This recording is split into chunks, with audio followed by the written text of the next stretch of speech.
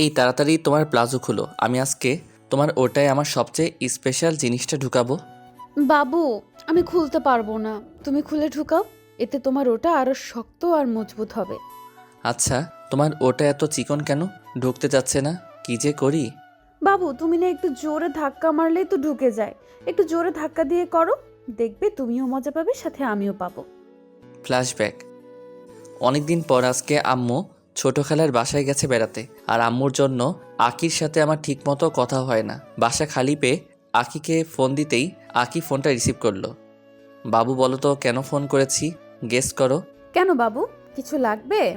আরে না, ভালো করে গেস করে বলো তো কেন ফোন দিলাম। তাহলে তুমি নিশ্চয়ই কিছু খাবে। কিস দিব, না ভিডিও কলে এসে এসব করব? দূর, ট্রাই টু থিঙ্ক ইয়ার। একটু মন থেকে ভেবে বলো। আমি জানি আমি যা ভাবছি তুমিও তাই ভাবতেছো। তোমার বাসায় আসবো? তাহলে বলো, এক্ষুনি আসতেছি।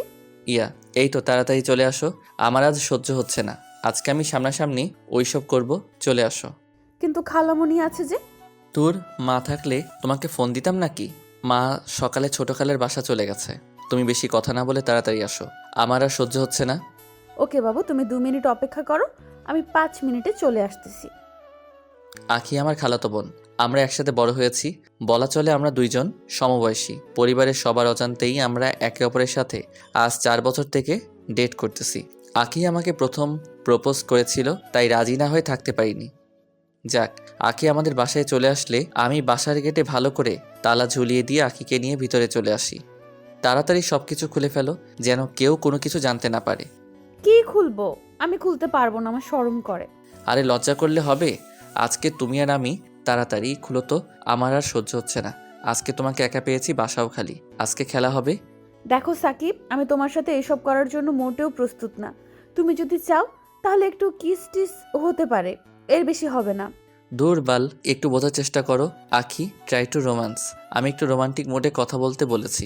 দেখো, এরকম সুযোগ কি আমরা কখনো পাবো? তুমি যদি নিজের ইচ্ছে না খুলো তাহলে কিন্তু আমি জোর করব, বলে দিলাম। না সাকিব, এসব হয় না। বিয়ের আগে এসব করা তো পাপ। আমি মনে করেছি তুমি আমাকে গল্প শোনাবে, তাই আসলাম। আর তুমি কি না, ছি ছি, তুমি এতটা নিচে নেমে গেছো। আরে ধুর, তোমাকে হিল খুলতে বলেছি। ঠাস ঠাস করে শব্দ হচ্ছে। পাশের ফ্ল্যাটে দাদু আছে, হিলের শব্দ পেলেই শালার দাদু চলে আসবে। তাড়াতাড়ি খুলে ফেলো, না হলে তোমাকে আর আমাকে ধরে ফেলবে। ও, তুমি হিলের কথা বলছো? আর আমিও না, কি সব ভাবছি। তাহলে কি ভাবছিলে তুমি? কিছু না, বাদ দাও এসব। চলো এখন রুমে। আখি আর আমি রুমে প্রবেশ করতেই আখি গিয়ে বিছানার উপর ধপাস করে শুয়ে পড়ল। আমি আখির কাছে গিয়ে বললাম, আরে আরে কি করছো, শুয়ে পড়লে যে? তো কি করব? আরে তাড়াতাড়ি পায়জামা খোলো, আমরা এখন করব। মানে কি করব? আর আমি প্লাজো খুলবো কেন? বোঝো নাই, একটা ছেলে আর একটা মেয়ে একা রুমে যা করে আমরাও তাই করব। সাকিব, এসব কিন্তু বেশি বেশি হয়ে যাচ্ছে। তুমি আবার কি শুরু করলে? তুমি খুলবে কিনা আমি খুলে দিব। জান, বোঝার চেষ্টা করো। আমি একটু তোমাকে কাছে পেতে চাই, তোমাকে সবচেয়ে বড় উপহারটা দিতে চাই। তাড়াতাড়ি নাও। আমি গভীর চিন্তায় পড়ে গেলাম। সাকিব কি সব বলছে? ও আসলে কি করতে চায়? আমার মাথায় কিচ্ছু ঢুকতেছে না। যাক, ও যা করবে ভালোর জন্যই করবে। হাজার হলেও আমার একটা মাত্র বয়ফ্রেন্ড, তাই আমি ওর কথা মতো আমার পায়জামা খুলতে লাগলাম। তখন ও বলল, আরে আরে, তুই পায়জামাটা এখানে খুলছো কেন? বাথরুমে যাও, এই নাও প্লাজো, ওটা খুলে এটা পরে আসো। আজকে তো তোমাকে নিয়ে খুলবো। যাক বাবা, ওর মাথায় কি চলছে আল্লাহ ভালো জানে। তাই আমি ওর কথা মতো প্লাজো পরে আসলাম। ও সাথে সাথে আমাকে কোলে নিয়ে বিছানার উপর বসালো। আমি খেয়াল করলাম ওর পকেটের কাছে কেন জানি ফোলা ফোলা লাগতেছে। বুঝতে পারলাম ও এখন আমাকে আদর করতে চায়। তাই আমি ওকে বললাম, আচ্ছা তোমার পকেটের পাশে ওভাবে ফুলে আছে কেন? ইয়ে মানে এমনি। বলো বলছি, তার মানে ইয়ে করতে চাচ্ছ? আরে না, কাছে আসো। আমি আখিকে আমার খুব কাছে টেনে নিয়ে ওর মুখের কাছে আমার মুখটা নিয়ে গেলাম। আখি এবার ওর মুখ থেকে ওর গরম নিঃশ্বাস আমার মুখের উপর ছাড়লো। আমি বিচলিত হয়ে এক অদ্ভুত নেশায় জড়িয়ে গেলাম, আর ওকে বললাম, আরে সময় নষ্ট করো না, তাড়াতাড়ি প্লাজো উপরে ভাসাও। আমি এখন তোমার ওটার ঢুকাবো। হুম, এই নাও ঢুকাও। ভাসিয়ে নিয়েছি, এবার ঢুকাতে কোনো সমস্যা হবে না। এবার আর হবে না। আমি আখির পা দুটো আমার কোলে তুলে নিলাম। তারপর আস্তে আস্তে ওর প্লাজো উপরে ভাসিয়ে দিতেও বলল, আরে এভাবে করলেই হবে না, দাঁড়াও, আমি সব কিছু খুলে ফেলি, তখন তোমার যা ইচ্ছে করতে পারবে। না না, সব কিছু খুলতে হবে না, শুধু এইটুকু খুললেই হবে। আমি পকেটে হাত দিয়ে আখির জন্য অর্ডার করা দুবাই থেকে একটা গোল্ডেন নূপুর এনেছি, সেটা বের করে ওর পায়ে পরিয়ে দিলাম। এবার আখি বলছে, বাহ, কি সুন্দর নূপুর হয়েছে, ওটা আমাকে পরে পরিয়ে দিও। এখন তো আমার কাছে আসো, আমার কেন জানি কেমন কেমন লাগছে। দাঁড়াও তো। আমি আখিকে নূপুর পরিয়ে দিয়ে ওর পায়ে একটা কিস করলাম। সাথে সাথে আখি কেন জানি আমার মাথার চুল টেনে ধরে বলল, আরে বোকা, এসব ছাড় এখন, তাড়াতাড়ি আগে আমাকে সামলা, নয়তো আমাকেই তোকে সামলাতে হবে। কি বলো? তোমাকে তো আমি নূপুর পরার জন্যই ডেকেছি। তোর লাগবে না আমার নুপুর টুপুর, এখন আমার তোকে লাগবে, শুধু তোকে। আয় আমার কাছে আয়, আমার শরীর গরম হয়ে গেছে, আমাকে সুখ দে রে পাগলা, না হলে আমি যে পাগল হয়ে যাব। আখি, কি বলো এসব? তোমার হঠাৎ কি হলো বলো তো? আমি তোমাকে যে জন্য ডেকেছি, আমার মিশন সাকসেসফুল। এখন তুমি তাড়াতাড়ি চলে যাও, না হলে আম্মু চলে আসবে। মানে তুমি আজকে আমাকে একটা ফাঁকা বাসায় এই জন্য ডেকেছো?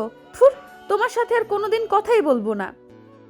এই বলে আমি সাকিবের বাসা থেকে রাগ করে চলে আসতে যাব, তখন সাকিব দৌড়ে এসে আমাকে জড়িয়ে ধরে তারপর বলে, আমি বুঝতে পারছি তুমি কি চাও, চলো। কি চাই তুমি তো বোঝো না, হাদারাম কোথাকার। বুঝি জান, বুঝি, সব বুঝি। আমারও ইচ্ছে করছে, চলো এখন তাড়াতাড়ি কাজটা করে নিই।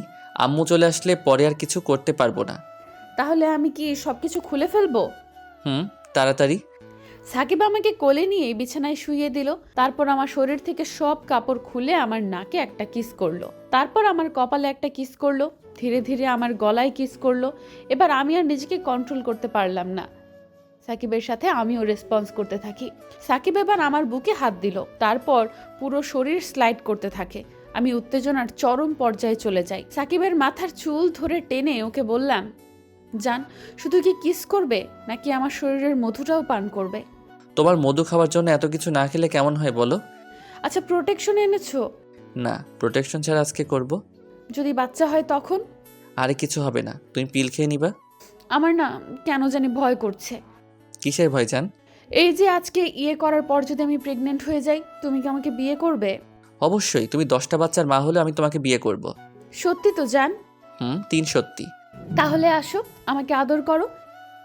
এবার সাকিব আমাকে আদর করতে শুরু করে। আমি সাকিবের এমন আদর নিতে না পেরে বললাম, তুমি এমন করে আদর করছো কেন? সাকিব আমাকে জড়িয়ে ধরে কিছু বলতে যাবে, তার সাথে সাথে খালামণির ডাক। খালামণি আমাকে আর সাকিবকে এইভাবে দেখে ফেলে। খালামণি রাগে গজগজ করে রুমে চলে গেল। আমি মাথা নিচু করে দাঁড়িয়ে রইলাম। আজকে আমার কাজ শেষ। বাসায় যদি কোনোভাবে আম্মু বিষয়টা জানতে পারে, আমাকে তো খুন করে ফেলবে। আমি তাড়াতাড়ি সাকিবদের বাসা থেকে আমাদের বাসায় চলে আসি। বাসায় আসতেই আব্বু আম্মু আমার দিকে রাগে চেহারায় তাকিয়ে আছে। আমি কিছু না বলে রুমে গিয়ে ফ্রেশ হতেই দেখি আম্মু একটা ঝাড়ু নিয়ে এসেছে আমাকে মারতে। ঝাড়ু দিয়ে মারতে না পারলেও অনেক গালি দেয়, সাথে বলে দেয় আজকে রাতে তোর খবর আছে। আমি তো টেনশনে পড়ে গেলাম, কি যে করবে। আল্লাহ তুমি বাঁচাও আমাকে। রাতে আমাকে জোর করে গাড়িতে উঠানো হলো, তারপর বিয়ে করানো হলো। এখন জোরপূর্বক আমাকে বাসর ঘরে বসিয়ে রেখে চলে গেছে। রুমটা কেমন জানি চেনা চেনা লাগতেছে। আরে এটা তো সাকিবের রুম। কিছুক্ষণ পর সাকিব রুমে আসতেই বিছানার উপর ধপাস করে পড়ে আর বলে, চলো এখন শুরু করি। কি শুরু করবা? সকালে যেটা করতে চেয়েছিলাম সেটা। চলো। তোমার ওটা এত টাইট কেন? ঢুকছে না তো? একটু জোরে ধাক্কা দাও, ঢুকে যাবে জান। সাকিব এবার সত্যি অনেক জোরে ধাক্কা দেয়। আমি ব্যথায় কোকড়ে উঠি। আমি সাকিবকে ছাড়ানোর অনেক চেষ্টা করলাম, কিন্তু পারলাম না। তুমি তো জানোই আমি রক্ত কত ভয় পাই, আর আজ রক্ত দেখতে হচ্ছে এইভাবে। যেটুকু রক্ত বের হয়েছে বের হতে দাও, ওইটুকু পড়ার জিনিসই। দেখেন না, রক্ত তো আরো পড়তেছে। এখন কি করব আমি? যেটুকু পড়ার পরে বন্ধ হয়ে যাবে। সত্যি তো? কালকে ঠিক হবে তো? আর রক্ত পড়বে না তো? আরে পড়বে না, আমার বউটা পড়বে না। ঠিক আছে, তাই যেন হয়। আর রক্ত পড়লে তোর খবর আছে, মনে রাখিস। কেন, তোমার কি ওইগুলো করতে ভালো লাগছে না? তাহলে তখন যে রুমে এসব করার জন্য পাগল হয়েছিলে। আমার তো ভালো লাগতেছে, কিন্তু ভয় হচ্ছে একটু। কেন রক্ত পড়বে? আর পড়বে না, আমি আর একটু পরেই তোমাকে ছেড়ে দিব। ঠিক আছে। সে আমাকে অনেকক্ষণ পরে ছাড়ালো। আমিও তাকে জড়িয়ে ধরে ঘুমিয়ে পড়লাম। মাঝরাতে আবার তার ডাক, আখি, এই আখি, আর একবার করব। আমার না আবারও ইচ্ছা করতেছে। আমি পারবো না বাবা গো। প্রথম রাতে আমার কিন্তু অনেক কষ্ট হইতেছিল। আরে এইবার যদি আর একবার করো, তোমার আর কোনো কষ্ট হবে না, দেখো। না, আপনি মিথ্যা বলতেছেন। মিথ্যা না শোনা, সত্যি। একবার তুমি ট্রাই করে দেখো। আমি পারবো না, না না, আমার ভয় করে। আর কেন? আর কোনো এসব করব না। কি বললা বউ? সত্যি ইচ্ছে করতেছে? বর আর বউরা এসব করে আমি সত্যি বলতেছি। তাই বলে এতবার কেউ করে নাকি? আমাদের প্রথম না, শুনেছি বাসরাতে নাকি কেউ কেউ 3বারও করে, আর আমি তো একবার করেছি। তার মানে আপনি এবার করার পরে আবারও একবার করবেন? এইবারই শেষ, আবার কালকে করব। কালকে আর হবে না। আপনি রাজি আছেন? তাহলে করেন। সত্যি কালকে আর হবে না? না, হবে না। আমার যে অবস্থা করেছেন, উফ, এখনো ব্যথা করতেছে। আচ্ছা, কালকেরটা কালকে দেখা যাবে, আজকে আর একবার করতে দিবা তুমি? দিব না কেন? অবশ্যই দিব। আসেন, আমার কাছে আসেন। আমি আস্তে করে ওর গলায় আমার ঠোঁট বসিয়ে দিলাম। ও আবারও কেমন যেন করা শুরু করলো। অনেকটা পিচ্ছি তো তাই। বউ, তোমাকে কি করে বোঝাই, আমার তো বারবার এমন করতে ইচ্ছে করতেছে। আমার যে কি ভালো লাগতেছে। অনেক দিনের ইচ্ছা ইস অবশেষে পূরণ হলো। ওই, তুমি আমার গলায় কামড় দিলে কেন? এমন করতে গেলে 2-1টা কামড় খেতে হয়। আজ শুনলাম ভালো করেন করেন, আমি যেন একটুও ব্যথা না পাই।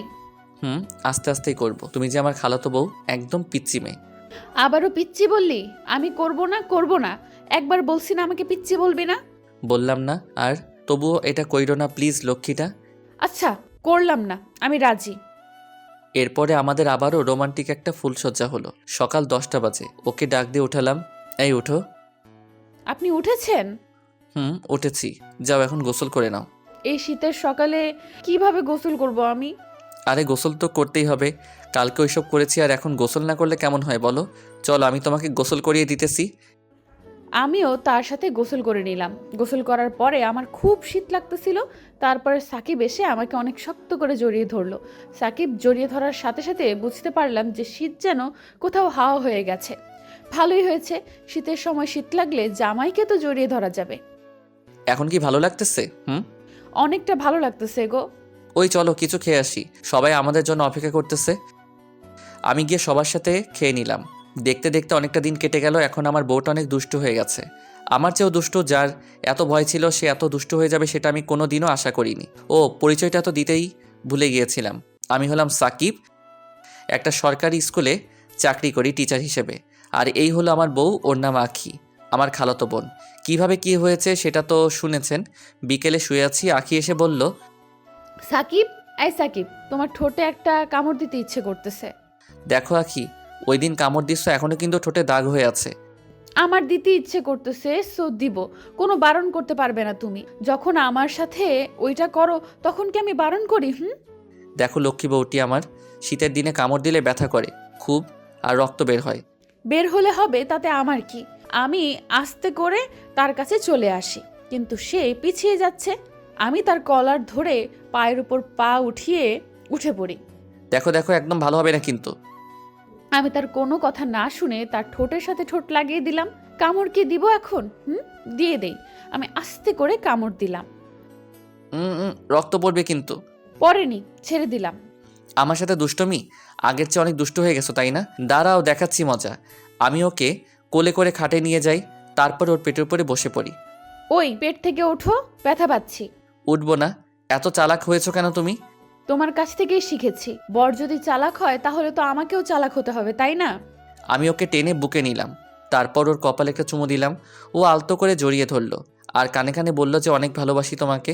আমি ওর দিকে তাকিয়ে আছি। আমাকে এমন করে ভালোবাসবে তো? কখনো দূরে ফেলে দিবে না তো? কোনো দিনও না। ওই, চলো না, আজ একটু আব্বুর বাড়িতে যাই। কালকে তো তোমার স্কুল বন্ধ। চলো না। তাই? আচ্ছা তুমি ফ্রেশ হও, তোমাকে নিয়ে যাব। তুমি এত ভালো কেন বলো তো? আমার একটা কথাও ফেলো না। বউয়ের কথা শুনবো না তো কার কথা শুনবো? তাই না? এমন করে শুনবে তো? শুনবো। এই যে আপনারা এখন যান, আমি একটু শ্বশুর বাড়িতে যাবো। আর হ্যাঁ, আমাদের জন্য কিন্তু অবশ্যই দোয়া করবেন। দেখা হবে আবারও আপনাদের সাথে কোনো একটা গল্পে।